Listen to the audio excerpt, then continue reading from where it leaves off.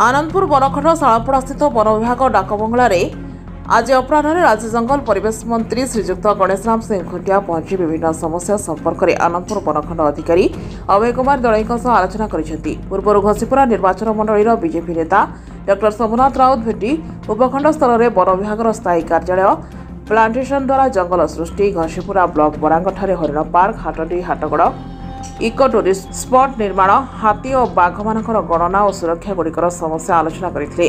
पूर्व यह समस्या संपर्क में घसीपुरा निर्वाचन मंडल बीजेपी विधायक प्रार्थी डॉ सोमनाथ राउत मंत्री श्री गणेशराम सिंह खुंटिया को अवगत कराइथिले। एही क्रम में मंत्री अचानक गस्त और समस्या समाधान प्रतिश्रुति बेस चर्चार विषय साजिछि। निश्चित भाव में अच्छी समग्र ओडिशार समस्या तत्कालीन सरकार आमको समस्याटा को आम उपर लदी पड़े बहुत समस्या अच्छी। मो डिपार्टमेंट स्पेशली कहूँ आम डिपार्टमेंट जो सब एम्प्लॉय मानकर अभाव थिला, कर्मचारी मानकर अभाव थिला। माननीय मुख्यमंत्री एबे रिसेंटली 2000 अधिका फॉरेस्ट गार्ड फॉरेस्ट रेंजर मानकर अपॉइंटमेंट ऑलरेडी प्रक्रिया चली। एग्जाम रिजल्ट बाहरी जाइए, खाली फिजिकल टेस्ट अच्छी। अन्य समस्या निश्चित भाव में आमर विभाग सृष्टिर विभाग जलवायु परिवर्तन विभाग अच्छी। समस्त सहित समन्वय रक्षा करी आगु को जीवार अच्छी। प्लांटेशन चली ओडिशार आम 5 कोटी अधिका प्लांटेशन करूँ, किंतु समस्त अनुरोध करी आम समस्त सामाजिक दायित्व अच्छी। यदि डिपार्टमेंट किसी कार्य करुच्चे किसी एक्टिविटीज करुच्चे आम तदंत करार अच्छे, ताकू समीक्षा करार बेल आसी। तेबे जे आम सरकार जहाँ सब विभिन्न योजना आसुचे योजना ठीक बाटर इम्प्लीमेंट हो कि नहीं ये जिन गुड़ाक आमको चतुर्थ स्तंभ मीडिया भाई मान बहुत रेस्पॉन्सिबिलिटी अच्छी। आम नजर को आणतु जदि आमर ऑफिसर माने किसी इलीगल काम करते कौन से करप्शन काम लिप्त हो निश्चित भाव में सरकार दृष्टि को आणिकी कठोर कठोर कार्यानुष्ठान नियार समय आमर योजना वेल लाइफ एवं आमर जो मनुष्य समाज भितर जो कन्फ्लिक्ट हो संघर्ष हो रखार अच्छे।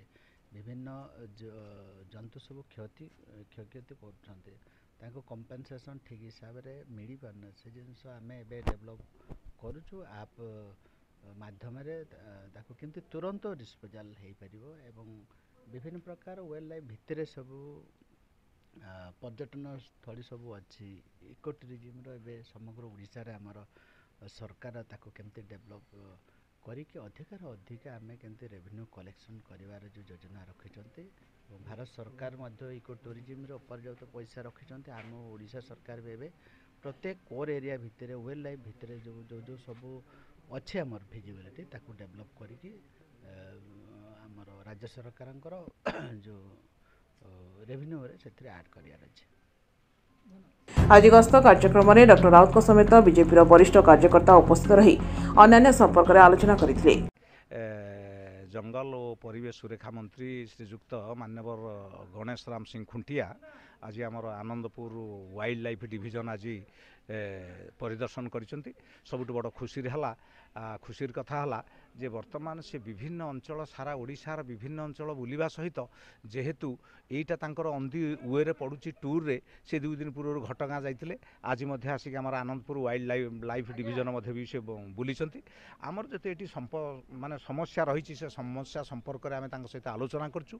आमर ये जो डिविजन ऑफिस अच्छी यार निजस्व पांठि रे सरकार तरफ अनुदान देले कि भली भाव में घर तैयारी हो आमर जगह वर्तमान नहीं जाही किंतु एटा होची सोशल फॉरेस्टर जगह।